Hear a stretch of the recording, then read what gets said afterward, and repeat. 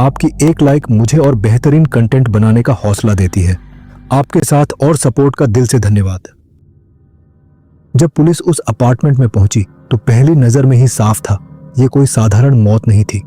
नूर का शरीर चीख चीख कर बता रहा था कि उसके साथ कुछ बेहद खौफनाक हुआ है। सिर, कंधे, कलाई और आंखों पर गहरे निशान और सूजन थे। जगह जगह कटे फटे घाव, चमड़ी उधड़ी हुई, जैसे किसी ने उसके शरीर पर बेरहमी से वार किया हो। लेकिन सबसे डरावना पल तब आया जब जांचकर्ताओं ने उसके मुंह की तरफ देखा। दांत सिर्फ टूटे नहीं थे, उनकी जड़ें तक उखाड़ दी गई थी, मानो किसी ने उन्हें जबरदस्ती खींचकर निकाल लिया हो। और कमरे में फैली गंध सड़न की नहीं, बल्कि किसी एंटीसेप्टिक या केमिकल जैसी। इससे शक और गहराने लगा कि कोई सबूत मिटाने की कोशिश कर रहा था। शक की सुई आकर ठहरी दो लोगों पर। 34 साल की Atika Siti Nurashikin Mohammad Sulang, master chef Malaysia की फाइनलिस्ट, और उनके 44 साल के पति मोहम्मद अम्बरी यूनुस। बाहर से देखें तो दोनों एक सफल कपल लगते थे, लेकिन अंदर की कहानी कहीं ज्यादा अंधेरी थी। पुलिस ने गवाहों से पूछताछ शुरू की और फिर बारी आई एटिका और अम्बरी की। दोनों ने एक ही कहानी सुनाई, हम तो घर पर थे ही नहीं, हम तो ट्रिप से लौटे हैं और घर आकर नूर को इस हालत में पाया। लेकिन यह कहानी टिकने वाली नहीं थी। जैसे ही पुलिस ने उनके फोन खंगाले, एक ऐसा सच सामने आया जिसने सिर्फ मलेशिया ही नहीं बल्कि इंडोनेशिया को भी हिला दिया। वो सच इतना क्रूर और खौफनाक था कि खुद अफसर कुछ पल तक खामोश रह गए। फोन में ऐसी ऐसी वीडियो थी जिन्हें देखकर किसी का भी दिल कांप जाए। एक वीडियो में नूर को मुक्के मारे जा रहे थे, दूसरी क्लिप में लोहे की रॉड से पीटा जा रहा था, एक वीडियो में उस पर उबलता हुआ पानी डाला जा रहा था, और फिर सबसे डरावनी क्लिप, किसी ने प्लायर्स से उसके दांत एक एक करके उखाड़ दिए। ये कोई छुपाकर बनाई गई रिकॉर्डिंग नहीं थी। पुलिस ने जैसे ही ये फुटेज देखी, उन्हें साफ हो गया कि एटिका और अम्बरी शुरू से झूठ बोल रहे थे। दोनों को तुरंत गिरफ्तार कर लिया गया। नूर आफिया डांगदामिन सिर्फ 28 साल की थी। कोर्ट के दस्तावेज और मलेशियाई मीडिया रिपोर्ट्स के मुताबिक वो इंडोनेशिया के सुलावेसी के बुलुकुंबा गांव की रहने वाली थी। लेकिन इंडोनेशिया के कुछ चैनल्स जैसे कोम्पास टीवी का कहना है कि नूर असल में मलेशिया में ही पैदा हुई थी और उसने मलेशियाई नागरिकता भी ले ली थी। हालांकि उसका परिवार आज भी इंडोनेशिया में रहता है। कागजों में चाहे जो लिखा हो, सच ये है कि नूर एक साधारण परिवार से आई थी। बचपन से ही उसने अपने परिवार की मदद के लिए काम करना शुरू कर दिया था। जहां उसकी उम्र की लड़कियां अपने सपनों के पीछे थीं, नूर की जिंदगी सिर्फ गुजारे के लिए मेहनत में बीत रही थी। जैसे जैसे वो बड़ी हुई, उसने वही रास्ता अपनाया जो उसके जैसी कई औरतें अपनाती हैं, घर वालों के लिए बाहर जाकर कमाना। शादी के बाद अपने इंडोनेशियाई पति के साथ वो मलेशिया आई और यहाँ घरेलू काम करने लगी। सालों तक अलग अलग घरों में नौकरी की और आखिरकार आकर काम करने लगी एटिका सिटी और उसके पति मोहम्मद अम्बरी के घर। टीवी पर एटिका सिटी एक जाना पहचाना चेहरा थी। साल 2012 में सिर्फ 24 साल की उम्र में उसने मास्टर शेफ मलेशिया सीजन 2 में हिस्सा लिया था। अपनी मुस्कान और बनाए हुए खाने से उसने दर्शकों का दिल जीत लिया और टॉप 3 तक पहुंच गई। स्क्रीन पर वो एकदम परफेक्ट लगती थी, टैलेंटेड, स्मार्ट और शांत। शो के बाद उसने मोहम्मद अम्बरी से शादी की, 3 बच्चों की मां बनी और तो और यूनिवर्सिटी ऑफ मलेशिया से जियोलॉजी में मास्टर डिग्री तक हासिल की। बाहर से देखो तो उसकी जिंदगी किसी सपने जैसी लगती थी, लेकिन असली सवाल यही है, पर्दे के पीछे क्या चल रहा था। नूर कब इस घर में काम करने आई, इसका सही रिकॉर्ड नहीं है, लेकिन इतना साफ है कि शुरुआत से ही उसके साथ बुरा बर्ताव शुरू हो गया था। फिर भी वो सब सहती रही, क्योंकि उसके पास कोई और रास्ता नहीं था। नौकरी छोड़ने का मतलब था भूख, गरीबी और घर वालों के लिए एक और बोझ। ये कहानी सिर्फ नूर की नहीं है। दक्षिण पूर्व एशिया की सैकड़ों औरतें अपने गांव घरों से दूर निकलती हैं, उम्मीद लेकर कि विदेश में काम करके परिवार का पेट भर पाएंगी।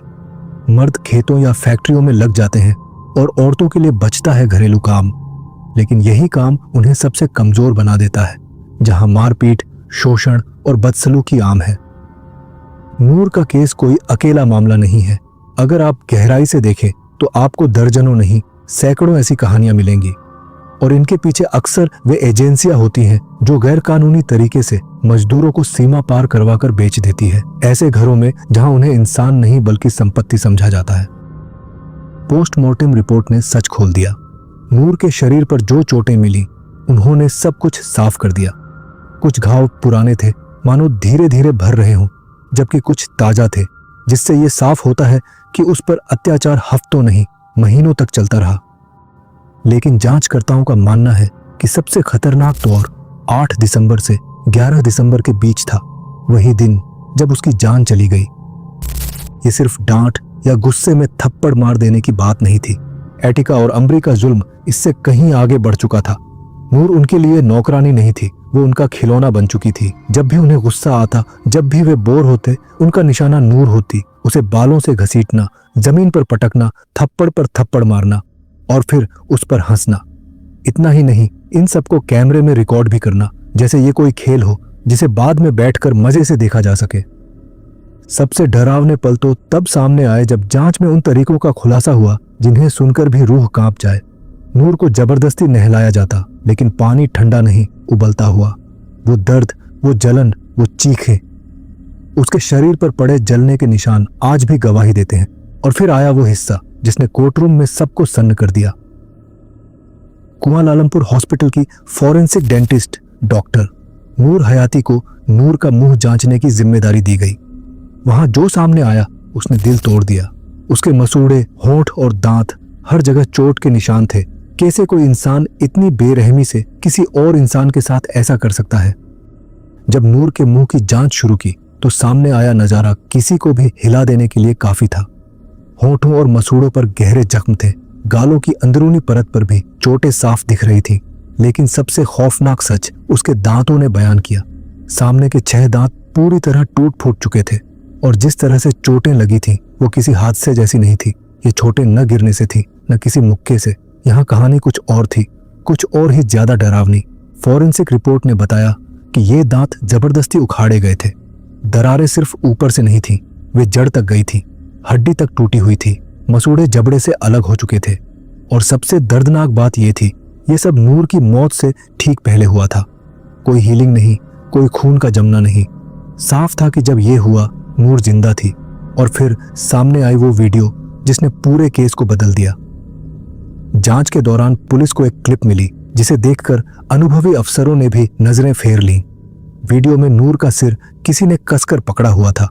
उसका मुंह जबरदस्ती खोला गया और फिर प्लायर से एक एक करके दांत निकाले जाने लगे।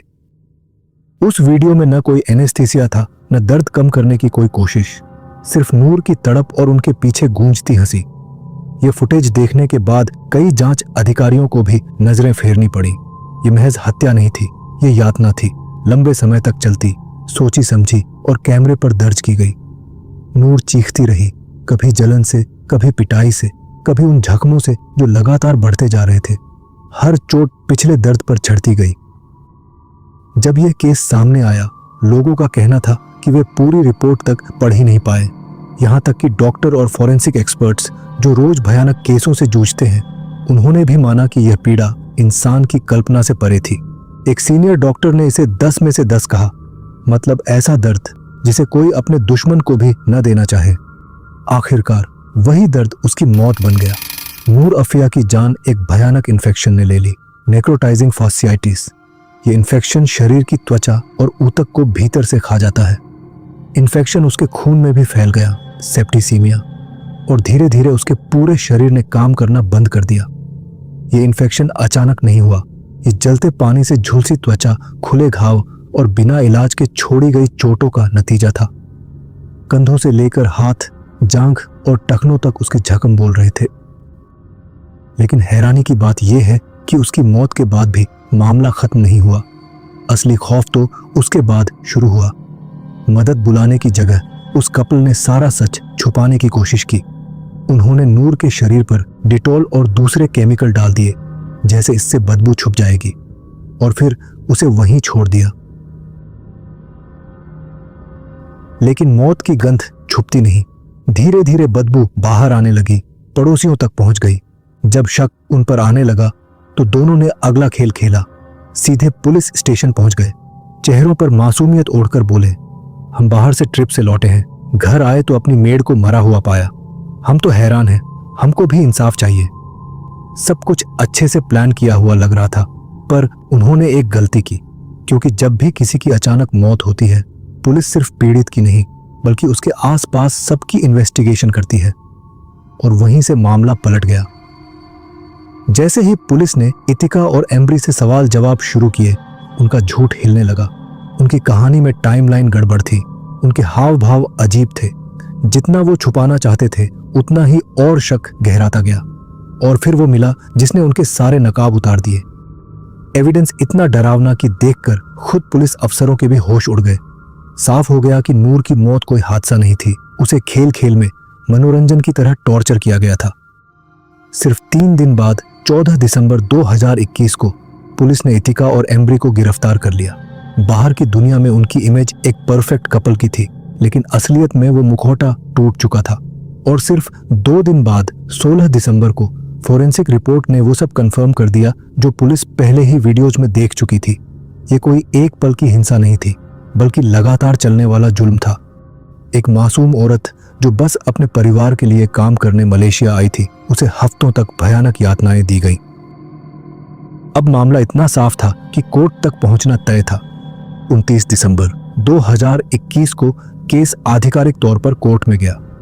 और जैसे ही शुरुआत हुई, प्रोसिक्यूशन ने साफ कह दिया कि वो दोनों आरोपी मोहम्मद एम्ब्री और इतिका सिटी के लिए सीधे डेथ पेनल्टी की मांग करेंगे। कुल 15 गवाह पेश किए गए। इसमें फॉरेंसिक डॉक्टर थे, डिजिटल एनालिस्ट थे और ऐसे लोग भी जिन्होंने नूर की जिंदगी और उसकी आखिरी दिनों को करीब से देखा था। लेकिन बचाव पक्ष भी पीछे नहीं रहा। एम्ब्री के वकील दातुक राम सिंह ने कोर्ट से नरमी मांगी। उनका कहना था कि एम्ब्री को 30 साल जेल और 4 कोड़े की सजा दी जाए, क्योंकि वो पश्चाताप कर रहा है, नूर के परिवार से माफी मांगना चाहता है और उसके पास अभी भी 3 बच्चे हैं जिनकी जिम्मेदारी है।